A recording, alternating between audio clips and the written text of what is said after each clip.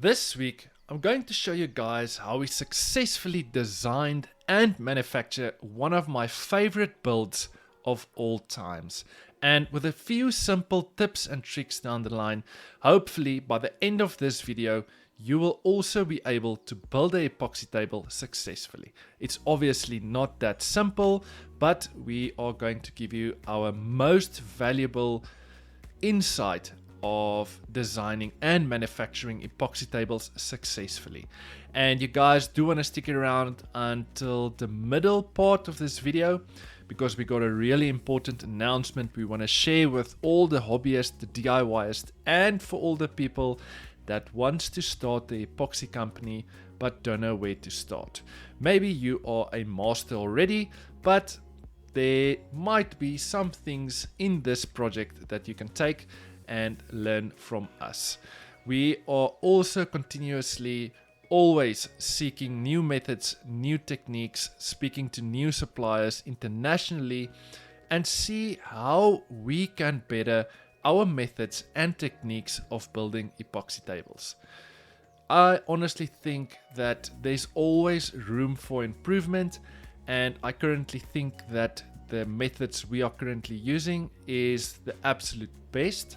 But I can guarantee you that most probably by the near future, there will always be smaller things in our shop we will change just to make life easier for us and to make the design and manufacturing of building epoxy tables easier for us. And you guys do want to stick around till around about the middle part of this video, because there's a really important announcement we want to share with all the hobbyists, the DIYers, and for all the people that wants to start a company but don't know where to start. And you guys do want to stick around till the end to see how this masterpiece came out. Now, starting this week's project off, we are going to build something unique, something special, something the client asked us that they don't want a traditional epoxy rivet table. They wanted something different, something funky. And that's where the design part of this project was really tricky. I think we took, normally when we design epoxy tables, we will take around about half an hour to an hour to design the layout. We will send it to the client and they were happy with it.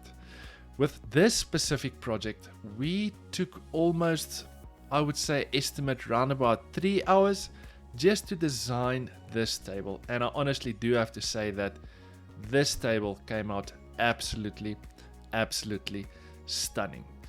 The specific wood species we are using for this project is called Matumi, because we always get queries internationally for all the tables we build. People always want to know what wood species we are using. So it's called Matumi, and unfortunately for all the international viewers, this is only locally sourced from South Africa. It comes more from Tsenin world up all the way into Botswana, going up all the way into Africa. It's one of the most popular wood species to build epoxy tables in our country. And I honestly do have to say the design came out magnificent. Also, another tip I want to share with you guys, what I'm busy doing now, is something we normally don't record on video. And before you're going to place your slabs into the mold, always make sure to airbrush them to remove all the dust particles from your slab. Also, remember to wipe your wood off, because there will always be smaller dust particles that you need to remove before you're going to cast your epoxy. Now we're just busy placing all our pieces of wood into our mold we just built. And I know I'm most probably going to get some critics for this step, but we found in removing all the dust particles before we're going to cast our epoxy, we just use a leaf blower, because there's enormous amount of air that comes out that goes into all the small little cracks and holes that will remove the last dust particles. Now I'm just busy calculating the amount of epoxy we're going to use, and this was a really tricky calculation because there was a lot of bends, twists and turns, height differences, but at the end it's not that difficult of a calculation to make. It's really simple if you don't complicate things too much. It's a simple calculation of length times width times height, and I will go more into detail on this in the center of this video, where I'm going to do some more explanation on a epoxy masterclass we are presenting for people that wants to start building epoxy tables. Now I'm just busy mixing my part A resin and my part B hardener together, and it's quite critical to get your ratios absolutely 100%. You don't want a mistake at this part. Another tip I want to share with you guys is in mixing your colors. The specific client asked for a transparent blue color, and it's quite critical in each batch of epoxy you're mixing that you add the exact same amount of drops in to have consistent color scheme. Now I'm just busy testing out our new tool in our shop, and that is a vacuum chamber. And I honestly do have to say that this changed the way we build tables. This method is literally removing all the air bubbles from your epoxy. It was quite expensive, but definitely an investment for our company. Now, busy casting the epoxy, you will see as we cast more layers after one another, you will see the colors will become darker on the blue. And another tip I want to share with you guys, in when you're going to pour your epoxy, pour it on a ridge, on an edge of your table. This will prevent more air bubbles from coming out. And another tip I want to share with you guys is that when you're casting your epoxy, cast it slowly.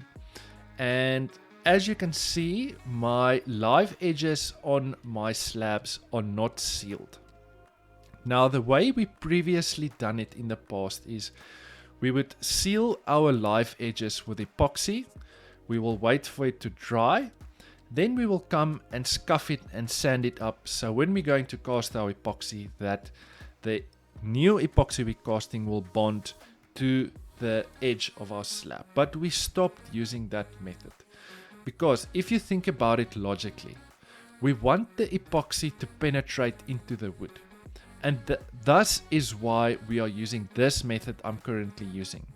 We are using a deep casting epoxy, which means I can literally cast the full depth of this table in one go. But we still prefer to cast our epoxy in layers, which takes us round about 5 to 6 days. It's winter now, so it will take round about 6 days because the epoxy takes longer to cure. And this is a massive tip I want to share with you guys in casting the next layer. As you can see, the layer I'm busy tapping now is tacky. It's like a toffee, but it's still not a liquid form. And this is absolutely the best method we found in casting the next layer of epoxy. Instead of waiting for that layer to dry and sand it and then cast your next layer, we will wait for the perfect timing once the layer you just casted becomes tacky, that you cast your next layer. That bond between the two layers are absolutely the best bond you will ever get. So there's something I want to share with you guys, in something we've been working extremely hard on. And that is by compiling a complete epoxy online masterclass. We get so much queries internationally of all the methods we're using. People keeps on asking us sanding methods, polishing methods, everything regarding how to build an epoxy table successfully. So we took the liberty in designing and filming a full 3-hour online course, which you can watch in your own time, exactly how we manufacture and design epoxy tables. In this class, we are literally taking you by the hand and showing you from start to finish every single thing you need to know to build an epoxy table successfully. The course is 3 hours long. I am going to leave a link down in the description of this video where you can go to our website and where you can purchase this online epoxy masterclass. I think there's more than 1,000 people that already purchased the class, and we have so much positive feedback on people that started small companies. People that were so scared of working with epoxy that are so comfortable with working epoxy now. People that's making small chopping boards. People that's DIYists and hobbyists that were so afraid of working with epoxy, and now they are so comfortable with working with epoxy. Like I mentioned, this will literally show you every single thing in detail, how we manufacture and design all our tables. Check this ad out and you can decide for yourself if you want to purchase it or not. We've been building epoxy tables for many years now, and we are finally going to share all our methods and techniques with you.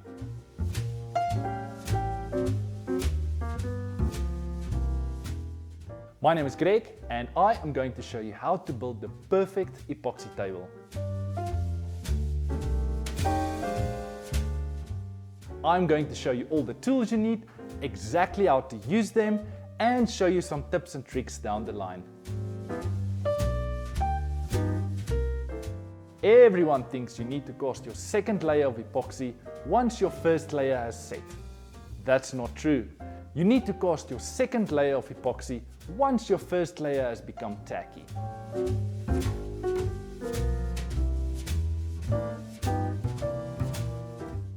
This masterclass has been designed for all woodworkers, from your beginner all the way up to your experts.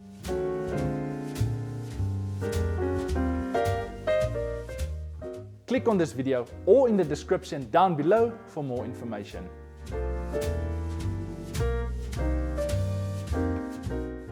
So the prices for the course will go up by next month, so you guys must probably have another week left.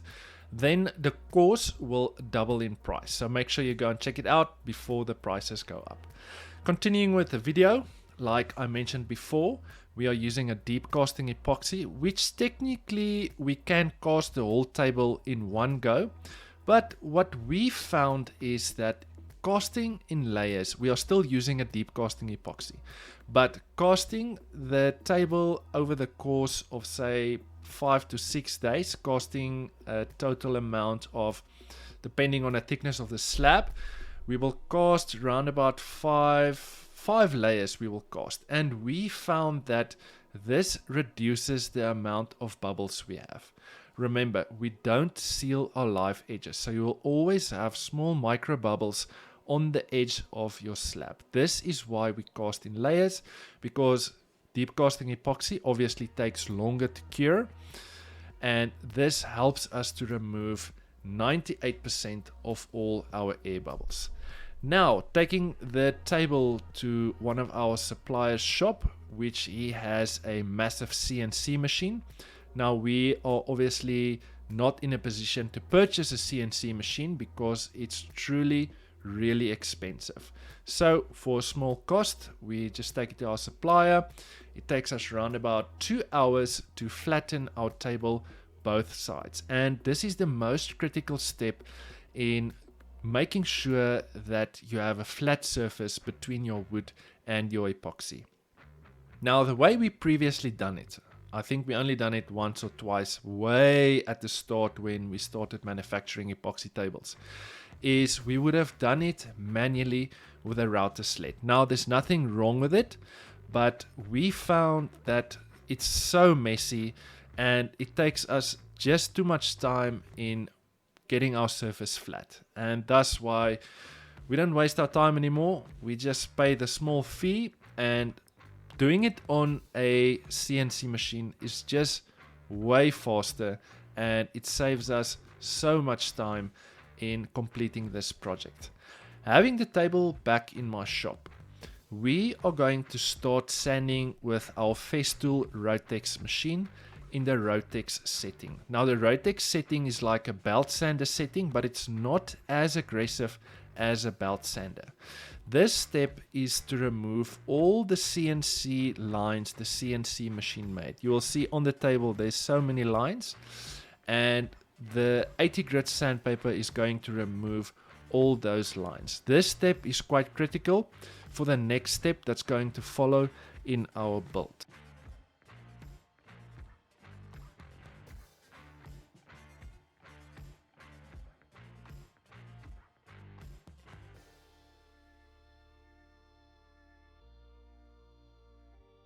So once we completed sanding our complete surface of our table, you will see there's obviously still some lines only on the epoxy sections. On the wood sections, it's totally flat. There's no CNC marks. You have to come with your airbrush and remove all the last dust particles in all the small little cracks and holes. Then we're going to mix a separate small batch of epoxy, because 90% of all the slabs we receive from the kiln dry is really dry. I would say it's around about 10% in moisture, and this means that there's a lot of cracks that occurs in the wood, and we obviously have to close this. Now this is where the next step is quite crucial, because you do want to close all that small little cracks and holes and imperfection on the top and the bottom of your table. It's quite critical to finish the bottom of your table exactly the same as your top of the table, because the client obviously pays premium prices for the table, and you don't want to give him something that you haven't done in a perfect way. So this step is number one, to close all the small little cracks and holes. And I'm putting a very thick coat of epoxy on, because I want the coat of epoxy to penetrate into the wood. This is also going to help to seal the wood long term if the wood decides to shrink or expand in different climate situations where the table is going to be. We haven't done this step previously, but we found this seals the wood, and it's definitely going to prevent the wood from moving if there's a very thin layer that's going to penetrate into the wood. And you will see once you're going to apply your layer of epoxy over the complete surface of your table, you will continuously have to come back and close the small little cracks and holes, because the epoxy is going to penetrate into that crack, and then you're going to have to come and fill that crack afterwards. And so for the holes as well. This is quite crucial in your build to get the perfect surface and to get the perfect finish at the end of your project. So once we are done with this step, we will leave this top coat of epoxy for around about 2 days to give it time to penetrate into the wood and give it time to get extremely hard. Now it's also important to know that the epoxy we're using, that we casted the table, and the epoxy we are using now to apply the top coat is 2 different types of epoxy. If you are going to use deep casting epoxy for this top coat I'm applying now, you are most probably gonna wait 3 to 5 days for that epoxy to cure, because deep casting epoxy is not designed to be casted in a thin layer. It's designed to be casted in a thick layer. That is quite crucial. And as you can see, I am busy closing all the small little cracks and holes, because the epoxy keeps on going into that cracks, and this is quite an irritating step, and you have to start this in the morning, because you're continuously going to come back and fill that crack. Otherwise, if you're going to do it just before you go home, you'll come back the next day and you will find that that crack is still open. And it's also quite crucial to come with your gas torch and torch all the small little bubbles that will occur once you're going to apply this thin layer of epoxy over your wooden section of your table.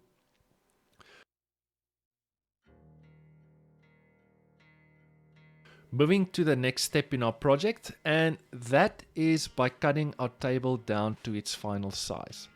Another tip I want to share with you guys in when you're designing and building your table, always build it slightly bigger lengthwise and widthwise, because you don't want to build a 2.4 meter table and then you're gonna have to cut it down slightly. This is dumb if you ask me.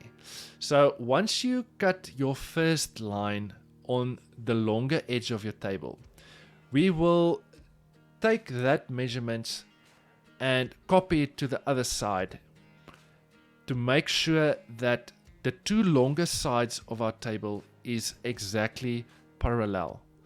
And then after, we will come and square the smaller edges of our table off with a square. This is quite crucial. Don't start with your smaller edges of your table. Always start with the longer edges. We found that previously we done a table and we started cutting the shorter edges of our table and we struggled to get the table square. So start with the longer edges of your table. And for this step, I am using my HK85 track saw. And as you can see, I must probably got like 10 to 15 more left on the thickness of my table, which meaning my table was a total of 60 millimeters thick. Moving to the next part in our project, and that was to mark for the steel base, to fasten threaded inserts from the underside. And this is also a crucial step. Don't use screws or anything to fasten your steel base to the underside of your table. Just use threaded inserts. It's really easy to insert them. You can buy this online. I think we literally only have 1 or 2 shops in South Africa that sells decent threaded inserts. Moving to the next part in our project, and that is by giving our table on top and at the bottom a small 45-degree chamfer. Now we really try to keep this chamfer as small as possible because we do want to keep the thickness of the table. We don't want to go and cut too bigger of chamfers because I feel it takes away from the thickness of the table. And another tip I want to share with you guys in when you're going to router your edges, sand your table up to 180 grit, then you come and give your table a chamfered edge, and then you continue sanding your table, because you will see the router will obviously make marks on the epoxy section of your table, and the bearing of the router will make a small little groove on the side of your table. A groove, not deep, it literally just makes a line that you have to come and sand afterwards. This is quite critical. We found that when we sand it into high grits, it's difficult to remove the marks the underside of the router makes on the epoxy section. The next step in our project is to continue sanding. Now, this is also a very crucial part in which oil you're going to end up using for your table. If you're going to use Rubio Monocoat, you can only sand your wooden section to 180 grit. Now for us, we are using Odie's oil, which means we can sand to any grit our heart desires, which means that we can sand our wood and our epoxy to 400 grit. And the reason we are sanding to 400 grit sandpaper is because we want a frost smoky finish on our table. If we are going to do a high gloss finish, we are obviously going to sand all the way up to 1500 grit. And the last step before we go into oil is just to give our table a good clean. Now I am using my polish machine. Now trust me, this is not to polish the table. This is just to remove that last white dust particles the sander makes. And this is quite crucial, and we found that this method is the best method in removing the last dust particles. Apologies. The last step before we go into oil, we are going to add our signature to our tables. Now, we are super proud of our brand, and as you can see, it's obviously not DIY with Greg. We actually do have a custom fabricator company called Craft House, which we focus on bespoke, luxury, handcrafted South African furniture. Now, this is the part I want to show you guys. We are using Odie's oil, and we will start with the Odie's oil Super Duper. And we did add a little bit of the espresso powder, which will make the oil slightly browner. Now, the reason why we do this is we want to remove most of the yellows in the wood. And we will typically start with the Odie's oil Super Duper. We will use a very old sander on a low RPM, because the vibration of the sander massages the oil into the wood. We love this step. Once we applied the first coat of oil, we will leave our table for around about 1 to 1.5 hours. Then we will come and buff the oil off. Coming back the next day, round about 24 to 30 hours later, then we will come and apply the original Odie's oil. We will leave it for 1 hour, and then we will come and buff it off. Then we will leave the table for another day or two and give that oil enough chance to penetrate into the wood. And we will repeat the same process for the underside, obviously. Now, I know it takes us a total of around about 4 to 5 days to oil our tables. I know this is long, but we love using Odie's.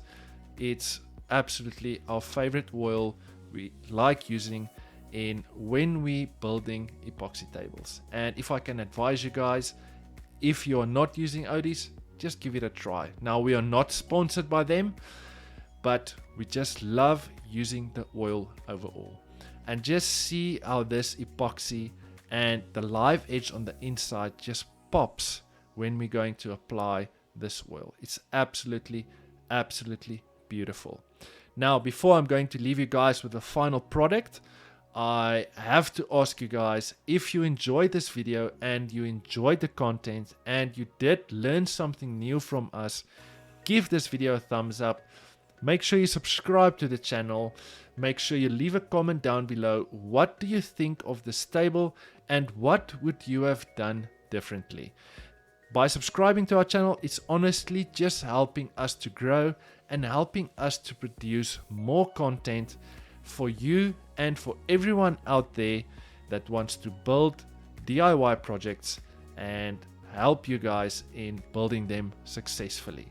I hope you guys enjoy the final product, and make sure you check out our online epoxy masterclass, and you guys can also go and follow us on social media, Facebook, Instagram, and sorry, we don't have TikTok. We had TikTok, but not anymore. And yeah, I hope you guys enjoyed this video. I'll see you next week with another super cool project. Thanks guys. Cheers.